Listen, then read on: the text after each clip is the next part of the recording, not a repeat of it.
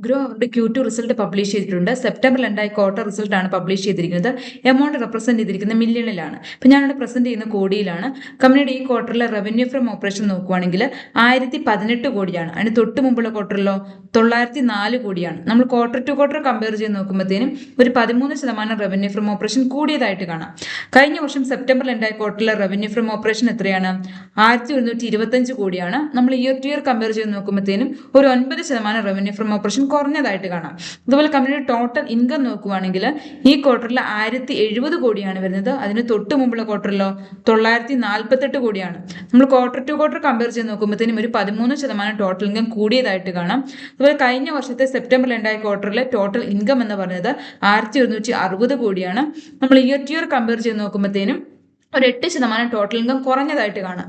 അതുപോലെ കമ്പനിയുടെ total expense നോക്കുവാണെങ്കിൽ ഈ ക്വാർട്ടറിൽ 432 കോടിയാണ് വരുന്നത്. അതിന് തൊട്ട് മുമ്പുള്ള ക്വാർട്ടറിലോ 444 കോടിയാണ്. നമ്മൾ ക്വാർട്ടർ ടു ക്വാർട്ടർ കമ്പയർ ചെയ്ത് നോക്കുമ്പോഴത്തേന് ഒരു 3% ടോട്ടൽ എക്സ്പെൻസ് കുറഞ്ഞതായിട്ട് കാണാം.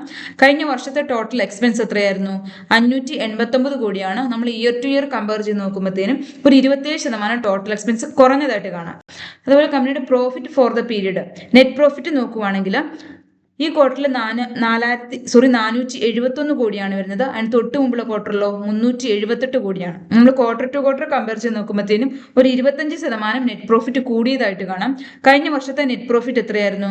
420 കോടിയാണ്. നമ്മൾ ഇയർ ടു ഇയർ കമ്പയർ ചെയ്ത് നോക്കുമ്പോഴത്തേനും ഒരു 12% നെറ്റ് പ്രോഫിറ്റ് കൂടിയതായിട്ട് കാണാം. അതുപോലെ കമ്പനിയുടെ EPS, ഏർണിംഗ് പെർ ഷെയർ നോക്കുവാണെങ്കിൽ ഈ ക്വാർട്ടറിൽ 0.79 പൈസയാണ്. അതിന് തൊട്ട് മുമ്പുള്ള ക്വാർട്ടറിലോ 0.66 പൈസയാണ്.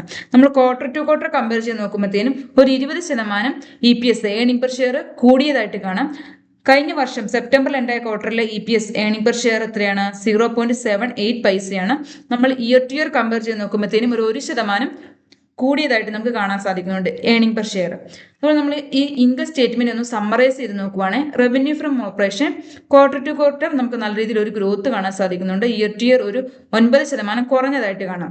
അതുപോലെ കമ്പനിയുടെ ടോട്ടൽ എക്സ്പെൻസ് ക്വാർട്ടർ ടു ക്വാർട്ടറും ഇയർ ടു ഇയറും കുറഞ്ഞിട്ടുണ്ട്. അതുപോലെ കമ്പനിയുടെ പ്രോഫിറ്റ് നോക്കുവാണെങ്കിൽ ക്വാർട്ടർ ടു ക്വാർട്ടർ നല്ല രീതിയിൽ ഒരു ഗ്രോത്ത് ഉണ്ട്. അതുപോലെ ഇയർ ടു ഇയർ നമുക്കൊരു ഗ്രോത്ത് കാണാൻ സാധിക്കും നല്ല രീതിയിൽ. അതുപോലെ തന്നെ ഏർണിംഗ് പെർ ഷെയർ കമ്പനിയോട് നോക്കുവാണെങ്കിൽ ക്വാർട്ടർ ടു ക്വാർട്ടർ നല്ല രീതിയിൽ ഒരു ഗ്രോത്ത് ഉണ്ട്. ഇയർ ടു ഇയർ നമുക്ക് ചെറിയൊരു ഗ്രോത്ത് കാണാൻ സാധിക്കുന്നുണ്ട്.